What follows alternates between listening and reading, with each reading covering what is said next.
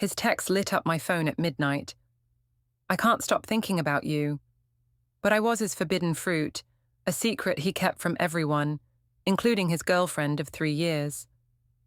Then came the night everything unraveled, and he had to make a choice that would change us forever. If you've ever found yourself caught between love and loyalty, or wondered if you were making the right choice in matters of the heart, this story might just give you the clarity you've been searching for. Hit that subscribe button and follow along as I share how I became someone's secret, and what happened when that secret couldn't stay buried anymore. I never meant to be that girl, the one who falls for someone who's already taken. But senior year of college has a way of making everything feel like it's your last chance. Like if you don't grab onto whatever happiness you can find, you might never feel that alive again. I was juggling my psychology thesis, a part-time job at the campus coffee shop, and trying to figure out what the hell I was going to do after graduation when I met him. Alex. It was at Emma's birthday party, one of those overcrowded apartment gatherings where you can barely move without spilling someone's drink. I was reaching for a seltzer when our hands collided on the last cold can in the cooler. "You take it," he said with a smile that made his eyes crinkle at the corners. He had this messy dark hair that fell just above his eyebrows, and when he laughed, it felt like he was letting you in on some private joke only the two of you understood. We ended up talking on Emma's fire escape for 3 hours that night.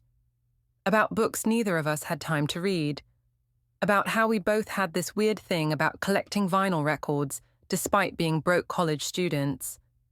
About our dreams that felt both too big and not big enough for the real world waiting for us in May. It wasn't until Emma stumbled out looking for him that I learned about Megan, his girlfriend of 3 years. High school sweethearts, the perfect couple, according to everyone who knew them. I felt my stomach drop as Emma slurred, "Your girl's been looking for you, dude." The way his eyes lingered on mine for just a second too long before he went back inside told me everything I needed to know about the electricity I'd felt between us. It wasn't just me. I told myself to stay away. I really did. But fate or the universe or just the cruelty of college scheduling put us in the same advanced statistics class 2 weeks later. When the professor suggested study groups, Alex slid into the seat next to mine before I could even look around for a partner. "We should study together," he said, like it was the most innocent suggestion in the world. "I've heard the midterm is brutal." Those study sessions started at the library, surrounded by other students, safe, academic. But soon, we were meeting at the 24-hour diner off campus, our knees touching under the table as we stayed until 3 a.m., talking about everything except statistics. Then his apartment when Megan was visiting her parents. My dorm room when my roommate was away for the weekend. I kept telling myself we were just friends, that the way my skin buzzed when he was near me didn't mean anything, that the texts that came through at midnight saying "thinking about you" were harmless. Until the night, everything changed. We were in my room, surrounded by textbooks we hadn't opened, when a thunderstorm knocked out the power across campus. In the sudden darkness, lit only by the emergency lights outside my window, he reached for my hand. "I've been fighting this since the moment I met you," he whispered, his face inches from mine. When his lips finally met mine, it felt like coming home to a place I'd never been before, like something I'd been waiting for my entire life without knowing it. Afterward, tangled in my sheets, we set the ground rules for what we both knew was wrong but couldn't stop. No public appearances together, no telling our friends, no expectation of a future. Just us, in stolen moments hidden from the rest of the world. I told myself it was enough, that I could handle being someone's secret if it meant having even a piece of him. I had no idea what I was walking into, how those secret beginnings would unravel everything I thought I knew about love, loyalty, and myself. They say the sweetest fruit is always forbidden. For 6 months, Alex and I lived in a world of our own making, one that existed in the spaces between his real life and mine. We mastered the art of finding moments no one would notice, Coffee shops 3 towns over where no one from campus ever went. Hiking trails at dawn before anyone else was awake. Movies in empty theaters at odd hours on weekdays. There's something intoxicating about having someone memorize the tiniest details about you when they're not supposed to care at all. Alex knew exactly how I took my coffee, which songs made me cry, and the specific way I twisted my hair when I was nervous. I collected his quirks like precious gems. How he always tied his left shoe first, the way he hummed under his breath when he was concentrating, the small scar above his eyebrow from falling off a swing set when he was 7. "I've never felt this way about anyone," he whispered one night as we lay on the hood of his car, parked at an abandoned lookout point, counting stars. Not even, he stopped himself, but we both knew who he meant. Not even Megan. I told myself that made it okay somehow. That what we had was special enough to justify the deception. But the truth kept me awake at night, staring at my ceiling, phone clutched to my chest, waiting for texts that sometimes didn't come because he was with her. My friends started noticing something was different. "You're glowing," my roommate Zoe said one morning, after I'd sneaked back in. "Who is he?" I brushed her off with vague comments about focusing on myself, but the knowing look in her eyes told me she wasn't buying it. I started lying about where I was going, creating elaborate cover stories that tangled me deeper in a web I couldn't escape. The worst moments were when our social circles overlapped. Watching Alex with his arm around Megan at a mutual friend's birthday dinner, pretending I barely knew him while carrying the memory of his lips on my skin from just hours before. The way he'd catch my eye across the room, just for a second before looking away. Those seconds both sustained and destroyed me. "I think about leaving her," he'd say during our stolen afternoons. "But we've been together so long. Our families are friends. Everyone expects us to get engaged after graduation." Each time he said it, I'd nod understandingly, while a piece of my heart calcified. Then came the night of Emma's end-of-semester party. Alex and Megan were there, of course. I'd promised myself I wouldn't go, but Zoe insisted. "You can't keep bailing on everything," she said. "People are starting to talk." 3 drinks in, I found myself alone in the kitchen when Alex came in for more ice. Without thinking, he brushed his hand against mine, a gesture so familiar and intimate that it happened before either of us could stop it. I saw Zoe standing in the doorway, her eyes widening as she pieced it all together. "It's him," she asked me later, cornering me in the bathroom. "Alex? Are you serious? He's been with Megan forever." "It's complicated," I said, the lamest excuse in the history of excuses. "It's not complicated," Zoe shot back. "It's wrong." Her words hammered into me with the force of truth I'd been avoiding. I called Alex that night and told him I couldn't do it anymore. Being the shadow in his life, the secret he kept from everyone who mattered. "I need more," I said, my voice breaking. "Either I'm part of your real life, or I can't be part of your life at all." "Give me time," he begged. "I just need to figure out how to do this without destroying her." I gave him 2 weeks, 2 weeks of agony, of checking my phone every 5 minutes, of rehearsing conversations in my head. 2 weeks of wondering if what we had was real or just the thrill of the forbidden. I had no idea that fate was about to make the decision for both of us, in the most catastrophic way possible. They say it's always the little things that undo us, not the big dramatic gestures we imagine, but the tiny careless moments we never see coming. For us, it was a text. 3 simple words that shattered everything. "Miss you tonight." It was Friday evening. Alex had told me he was going to a family dinner, something he couldn't get out of. I was at home, halfway through a pint of ice cream and some mindless Netflix show, when my phone lit up with his message. I smiled, typing back, "Miss you more." "Call me later." 10 minutes passed before my phone rang, but it wasn't Alex. It was a number I didn't recognize. "Is this Sarah?" The voice was steady, controlled, but with an unmistakable tremor underneath. "Yes," I answered, confused. "This is Megan. Alex's girlfriend. The world seemed to stop spinning. My stomach dropped as if I'd plunged off a cliff. I think you meant to send that text to him, not me, she continued. That's when I realized my mistake. In my contacts, their names were right next to each other, Alex M. and Megan A. In my distracted state, I'd tapped the wrong conversation. I don't know what you're talking about, I lied, my voice barely a whisper. Don't. Her voice hardened. He left his phone unlocked when he went to the bathroom. I saw everything. 6 months of everything. The silence that followed was deafening. What could I possibly say? Sorry I've been sleeping with your boyfriend. Sorry we've been lying to you. Sorry I fell in love with someone who was never mine to love. How long have you known? I finally asked. About 10 minutes, she answered, her composure finally breaking. Long enough to see that it's not just physical for him, is it? I couldn't bring myself to hurt her more than I already had, but I couldn't lie either. My silence was answer enough. He's on his way to talk to you, she said, her voice now eerily calm. He doesn't know I called. Thought you should be prepared.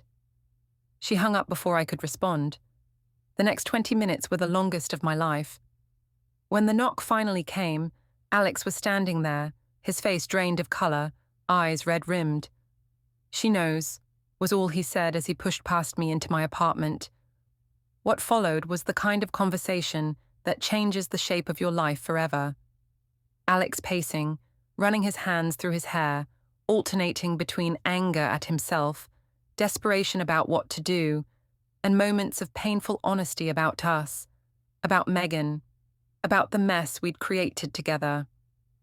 I never meant for this to happen, he kept saying, as if that somehow made it better.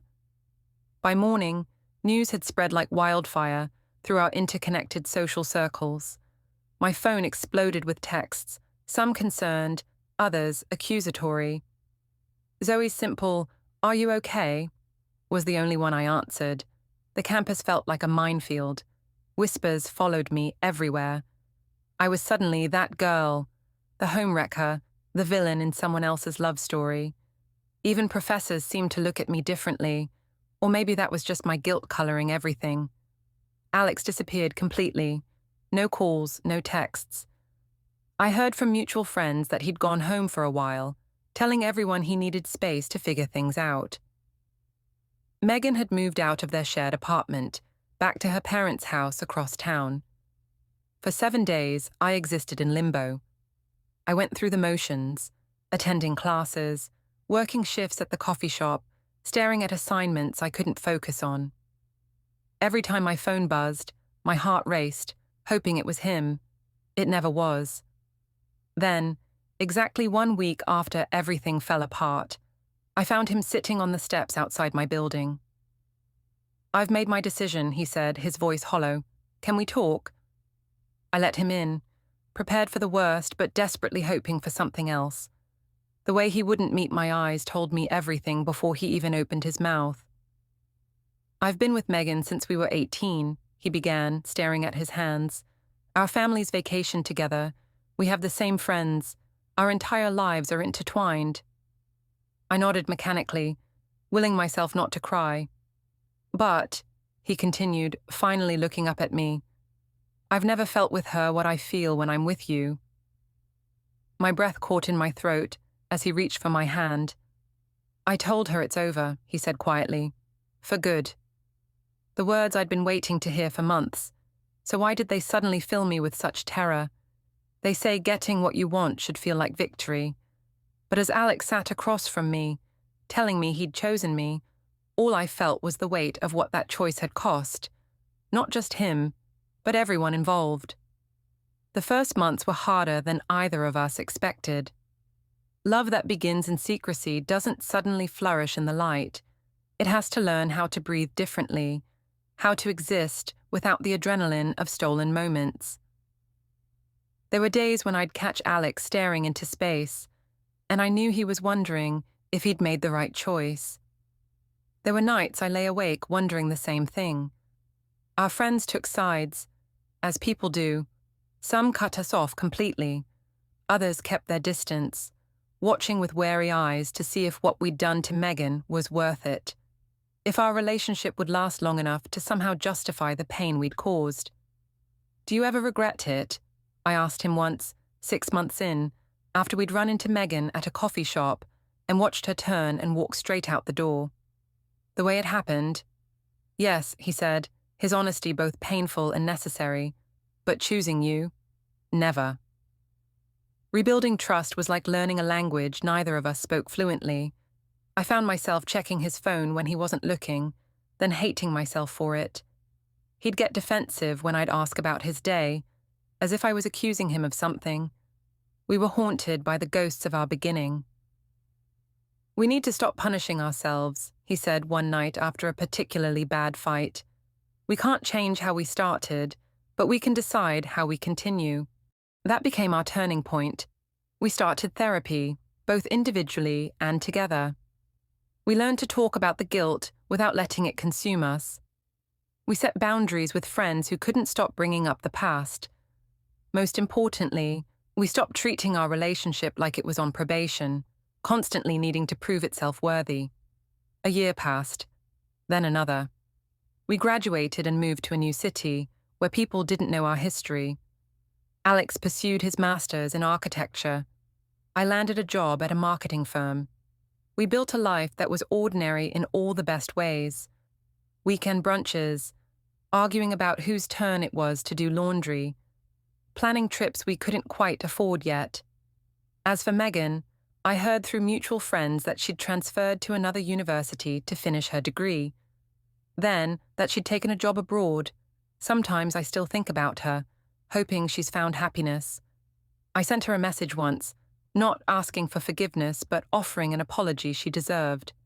She never responded. I didn't expect her to. The most unexpected part of all this, what I learned about myself, that I'm stronger than I knew, that I'm capable of both terrible mistakes and genuine growth. That love, real love, isn't about grand gestures or forbidden passion. It's about choosing each other, day after day, even when it's difficult.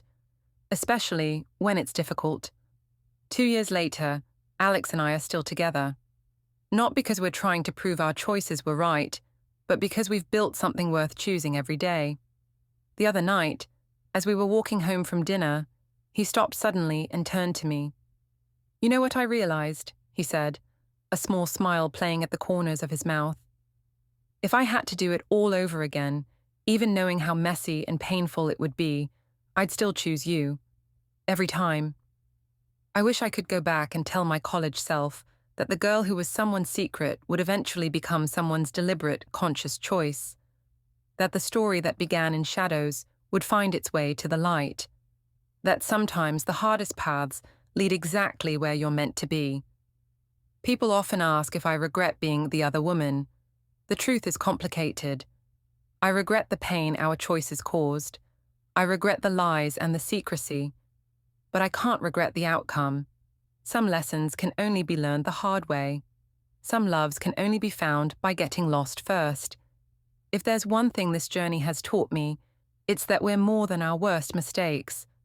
We're the lessons we learn from them, the growth that follows, the people we become because of them. Alex and I aren't perfect. Our story isn't a fairy tale, but it's real. And sometimes real is better than perfect. Sometimes the most beautiful things come from broken beginnings. Last week, he proposed, not with some elaborate plan, but on a random Tuesday morning over coffee, messy hair and all. That's how I know it's different this time. There are no secrets, no hidden parts of ourselves. Just two people who took the hardest possible route to find each other, but somehow ended up exactly where they belong. This experience taught me that real love shouldn't hide in the shadows. If you connected with this story, please leave a comment sharing your thoughts. Have you ever been in a similar situation? What choice would you have made?